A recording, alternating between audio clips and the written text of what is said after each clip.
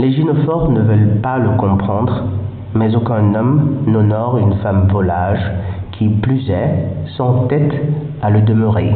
Il ne s'agit pas seulement de la promiscuité des corps, mais aussi de l'âme et des champs électromagnétiques qui aujourd'hui sont attestés même par la science.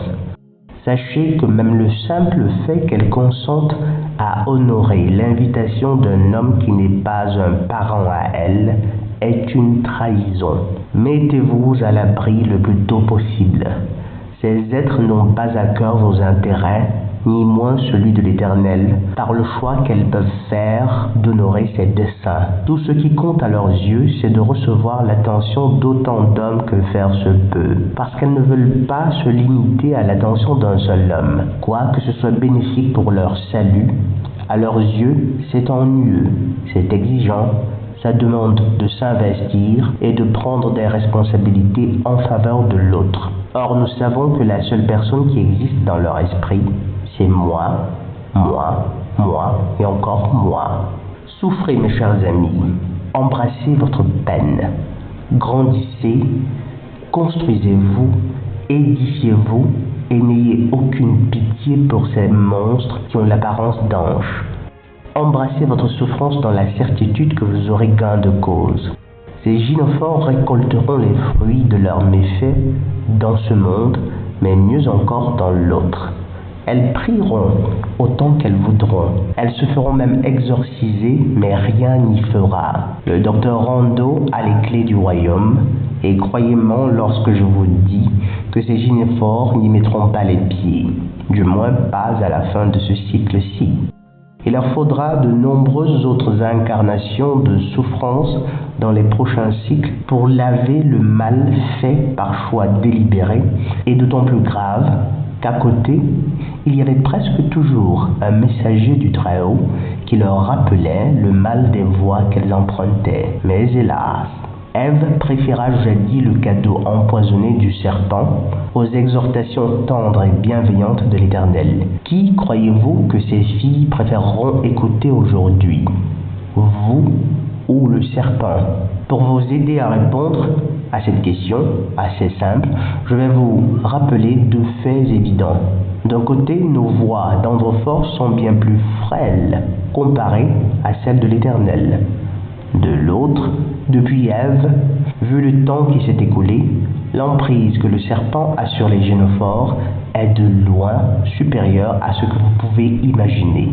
De loin supérieure à ce qu'elle fut jadis sur l'esprit d'Ève.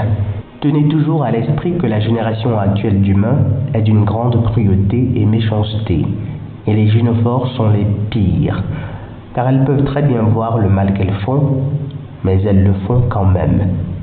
Contrairement aux hommes qui, bien plus qu'on ne le dit, se remettent constamment en question et affrontent systématiquement, ou la plupart du temps, les répercussions de leurs choix, bons ou mauvais, les gynophores ont horreur d'affronter, ou encore moins, de reconnaître leurs responsabilités.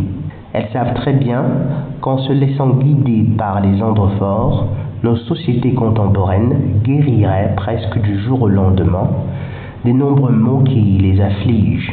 Mais le bien de la société ou de leurs enfants n'est pas ce qui les intéresse, plutôt les bonus stupides et éphémères que le diable leur donne sous la forme de l'attention des hommes et tout ce qui en découle à leur avantage.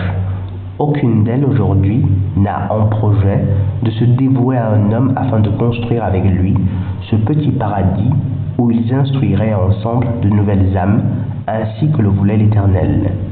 Les enfants sont aujourd'hui pour elles un pansement destiné à faire taire leur horloge biologique ou un levier pour maltraiter les hommes.